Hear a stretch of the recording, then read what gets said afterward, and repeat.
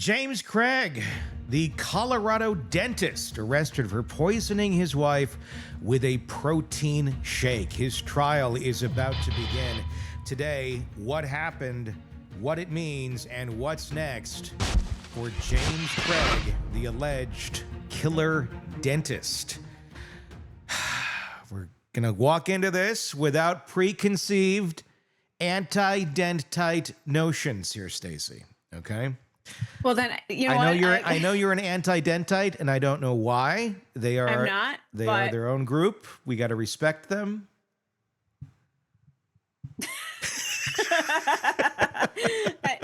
Dude, I can't talk about it, but after the 9 days that I've had, this has been the most torturous time of my life. Mm-hmm. And I'm still showing up, trying at least. I'm not doing a great job, but I'm trying. This story is going to hit me right in the fucking feels. I can tell you that right off the bat. And I'm going to try to keep it to a minimum. But hopefully I will still be here in the next few days, that nothing like this will happen to me in the next few days. That's, the next 48 hours. It's a possibility. Okay.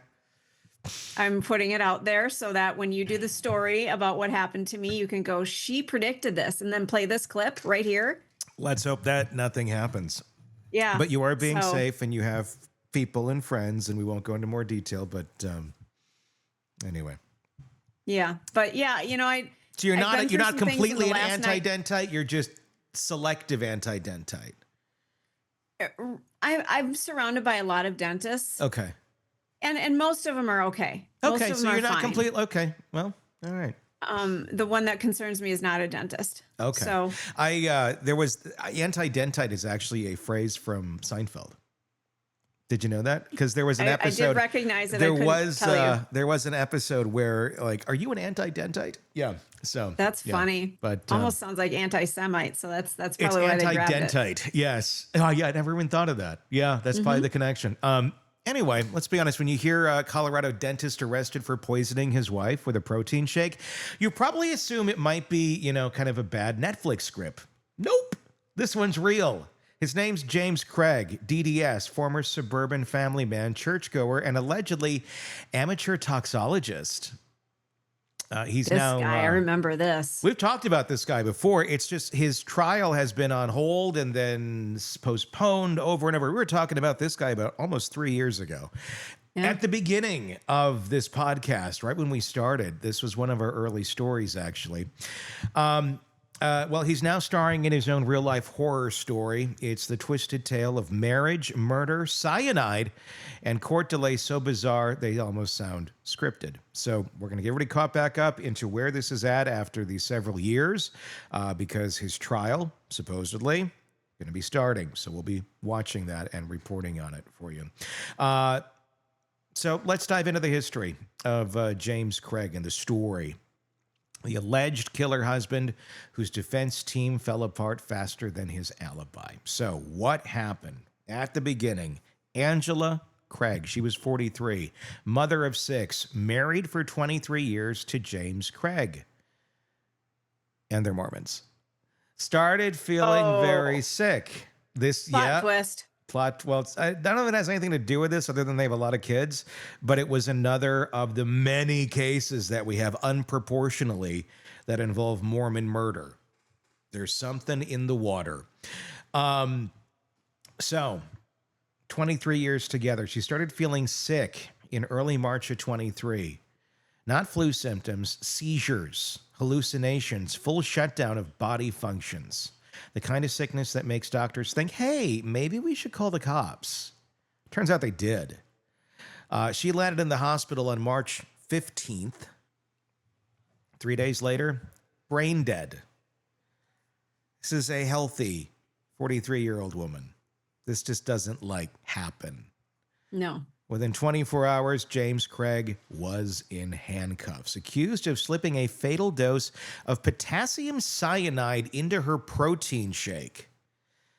I wonder how many protein shakes kill people in the course of a year now. I mean, not the shake itself, just what people slip into protein shakes, because you can slip a lot of shit into protein shakes, apparently, and you'd be none the wiser. I just had one this morning that I made. I made it. I'd be hiding that powder. Yeah. Anyway, but wait, there's more. This wasn't a one-time dose. Prosecutors allege he tried multiple times, first with arsenic, then moving on to cyanide. And when she didn't die... Wait a minute, Tony. Yeah? If at first you do not succeed, try again. I think of the Leah song when you can knock it off and try again. You can bust it off and try again, try again. If at first you don't succeed, you can and try again. You can dust it off and try again, try again. Been a long time, since I met you. Without a dope beat to step two, step two, step two. We never played it. That song? It's called Try Again from Aaliyah. Wow. Yeah, Interesting. we didn't play it in central Wisconsin on Top 40 radio because, it wasn't a hair band. True. Good point. Good point. Yeah. When she didn't die fast enough, he doubled down. In fact, investigators claim Angela's blood cyanide levels increased while she was in the hospital, suggesting James might have tried to finish the job even as doctors were trying to save her. Now, how did they catch him? Well, easy, because James Craig, for all his dental degrees, left a digital trail so obvious it may as well have said, "I'm doing a murder." Big old I'm doing a murder. Mm-hmm. Be best at murder. Sounds like he tried. I give him kudos for the effort here. He Googled things like how much arsenic to kill someone and, quote, is arsenic detectable in autopsy? He has a little shorthand going on, it seems like. Then he ordered the arsenic and cyanide to his office. Like, buddy, you're not Lex Luthor. His coworker, Dr. Ryan Redfern, opened a package at their dental clinic labeled cyanide because apparently James forgot dentists don't need cyanide. No, why would they? Why is that something they would ever need? Experimental dental work. This is going to whiten teeth like never before. And that's there's a lot of things that we do to our bodies that are toxic in the hopes that it will help beauty. If somebody came to me and said, what if I injected cyanide into your, into the circles around your eyes, would that help? Somebody once said, let's do botulism. Well, right. Yeah. People use that for what is it? Migraines? Is it? Well, yes, you can use it for migraines, but it's not, it's used more for, enhancements and getting rid of wrinkles and all that. Who's the first dumbass who went, I'm going to try this and see what happens? Probably a rat. Probably. And then a human being. And then somewhere along the line, they're like, ooh, don't inject that far over there. We paralyzed her for the rest of her life. Ooh. Bad move. Let's a little more in this part of the skin. Well. Do you think James Craig and Corey Richins are like in the same wing? Do they have like a poisoning wing? These stories both broke around the same time, too. Yeah. They would really be a great match. Maybe we could hook them up. There's a new dating app.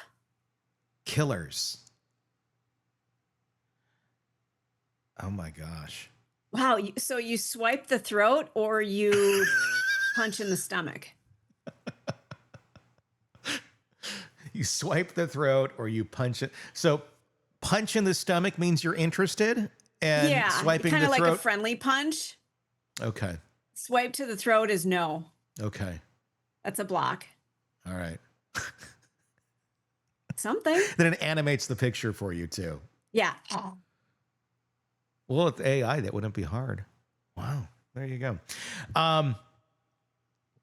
Red Farm told a nurse at the hospital who told police, who told a little bird. No, but the police found out. And boom, an avalanche of warrants, lab tests, and ultimately an arrest.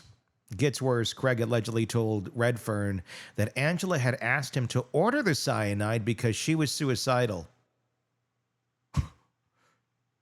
So a story no one, not even the court, could find credible. Text from Angela said she felt drugged, to which James replied, "I didn't drug you," which it feels about as convincing as, "I swear it's not what it looks like." The police dug deeper. They found even more. Craig had been having an affair with a Texas orthodontist. Oh. There it is. Oh, those kinky orthodontists. Those vixens. He met at a dental conference, which we all know is code for dentite orgy.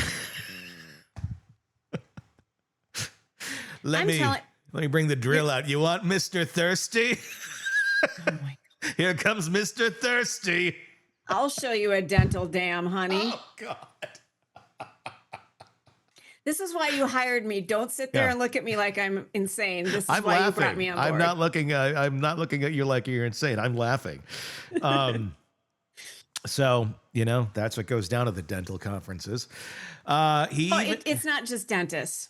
Well, yeah, I would probably say that's almost any profession. You probably have an element of that going on at any sort of conference, depending on, who it is.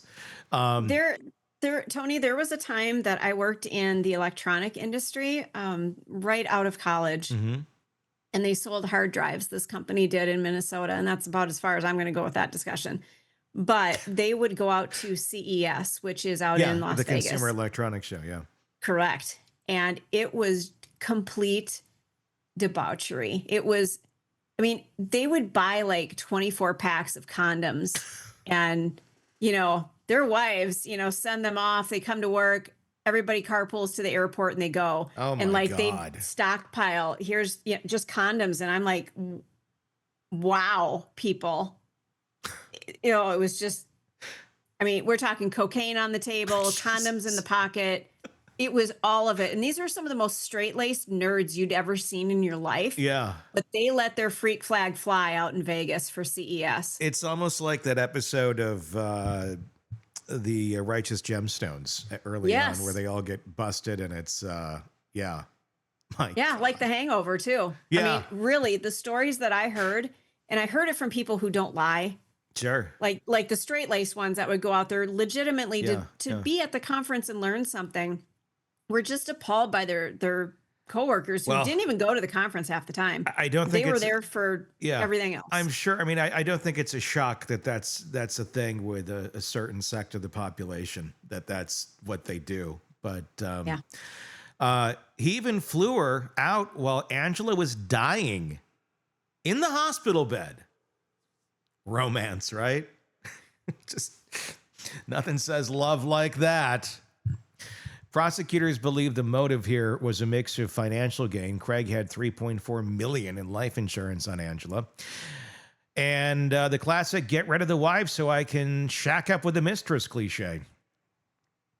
So I'm being really, really talkative today, and I'm going to try to keep myself contained here for just a second, I promise. But connect the dots, children. Let me say something while I'm in my anger phase. If you want to cheat, if there's somebody else that's grabbed your attention so much that you can't focus on life because you need to be with this person, get the fuck out of your marriage, okay? It's not that hard. I get it. It turns your world upside down, but just get out. Just go to your person and go, you know what? This isn't working for us. It's time for us to move on. And you can split things up. Be friendly, move along. You don't have to kill anybody. You don't have to make life like War of the Roses. Go look it up if you don't know the reference. You can just go, let's just be done and move on with our lives and find our happy. Let's just go, because we thought it was going to be here. It's not here. Let's go find it. Or get some arsenic and ship it to your dental office. Oh, God. You don't have to do that. Anybody listening who is in a very shitty situation and you're just being dragged down year after year, you can get out of the situation. You don't have to resort to this. You just don't. Off the soapbox. The more you know. There you go. What was You'll the be guy playing this part too. What was the guy who did he was like, it was like an X-ray or something, and there was lead. It was lead. It was the lead that it was an X-ray guy in his office. He had like a new X-ray thing built, and I know I'm being not specific because I don't know what I'm talking about, other than there was extra lead. And whatever they were using to insulate this room, because you needed to, there was like scraps, basically. It was just scrap material from the construction. And the guy was like, oh, you can just leave that here. I'll take care of it. So the construction people didn't pick it up. And he took the lead, and then he started I don't know if he killed her or what, but I don't remember the details, but he poisoned the wife with the lead, and it was another doctor type deal. Wow. Yeah. The lesson to be learned is you will get caught. So if you were concerned about how your lifestyle is going to change by a divorce, imagine how your lifestyle changes when you get sent to prison for the rest of your life, because that's what's going to happen. Yeah. It's I would say it's probably a dramatic shift, a dramatic change from being a doctor. Well, you'll be screwing your mistress to the guy who's being screwed in prison. So you make the choice. You make the decision. The choice is yours, kids. Make it now. And then the camera pans out and you hear the music from America's Funniest Home Videos, like you're picking the most funny one. Dun, dun, dun, dun, dun, dun, dun, dun, dun. It's etched in my head forever. The Bob Saget years in the 90s. Anyway, so what does all of it mean with this guy? Well, let's call it what it is. Premeditation wrapped in narcissism, seasoned with a sprinkle of dumb criminal energy. Level of planning here wasn't minor. He didn't just wake up one day and panic. He allegedly researched, ordered, experimented. It's not impulse, that's calculation, just very, very bad execution. All allegedly. He's innocent until proven guilty. So let's preface that with everything we're saying here. Blanket everything we're saying in allegedly. Ooh, magic alleged dust. The irony, Craig was a dentist, a guy sworn to protect people's health, a respected professional, church-going father of 6. Of course. It's the perfect mask for a monster, which makes the story resonate with that chilling suburban evil energy. Like the guy next door with the nice lawn and a murder kit in the glove box. Here's where it twists even harder. After being locked up, James Craig allegedly tried to have the lead detective murdered. Oh my God. Yes, you heard that right. Prosecutors say he hatched a jailhouse plot to pay another inmate $20,000 to kill Detective Bobby Olson and a few others. And if that wasn't cartoon villain enough, he also asked the same inmate to forge suicide notes from Angela to support his defense that she wanted to die. You can't make this stuff up unless you're a screenwriter working on Breaking Bad, the dental years. That'd be a good one. Yeah. It's like the college years of Saved by the Bell. Not quite the same, but kind of. Kind of. God, this guy's evil, allegedly. If all this is, I mean, this puts him, I'm learning this for the first time as we're going through this, because it's been a while since I've looked at the story. But wow. This dude was really working hard. This is going to be a fun one to watch. I think this is our summer murder mystery. This isn't just a murder trial anymore. It's turned into a full-blown saga of manipulation, gaslighting, and potential witness tampering. The prosecution isn't just trying to prove he poisoned his wife. They're also now alleging he tried to kill law enforcement and fabricate evidence from jail. If there's a kitchen sink left, he'd probably be aiming at that next. And then came the legal clown car. His defense attorney quit the night before trial last time, claiming Craig wanted him to do something criminal or fraudulent. No details on what that was, but when your lawyer of record pieces out 12 hours before opening statements, that's a red flag the size of Colorado, where this is taking place. So the trial was delayed. New attorney stepped in, and then that attorney was arrested for arson after his house caught fire. I'm not joking. Wow. Allegedly sitting there as the house burned. You can't even make this timeline work in fiction without getting notes from your editor like, it's too much. Pull that back. Let's pull that back. So, what's next? Well, as of this week, in July 2025, we are finally on the edge of trial. Jury selection is underway and opening statements are expected in just a few days. The prosecution plans to roll out a mountain of digital evidence, toxology reports, and a witness list that includes Angela's family, medical experts, his former dental staff, and yes, the jailhouse informant who turned on him. The defense, meanwhile, is trying to claim this was all a tragic misunderstanding, like R. Kelly or Diddy or insert other crazy case here. That the poisons were for his own suicide attempt. Oh, well, silly us. Why are we here? Let's just stop. What, she drank the protein shake instead of him by accident? All accident. It happened to get there. Hate when that happens. It does happen. That Angela may have ingested something accidentally. That a man who Googled undetectable poison and had an affair while his wife died was just, misunderstood. He's a good guy. Might be a stretch. Just a little. But what's really on trial here is something deeper. Our faith in the people closest to us. The unsettling idea that the person you trust to make your breakfast shake might be blending in more than just protein powder. The James Craig case isn't just about one wife allegedly murdered. It's about how far someone will go to save face, escape a life they built, and erase a partner they promised to love. And the tragic, chilling part?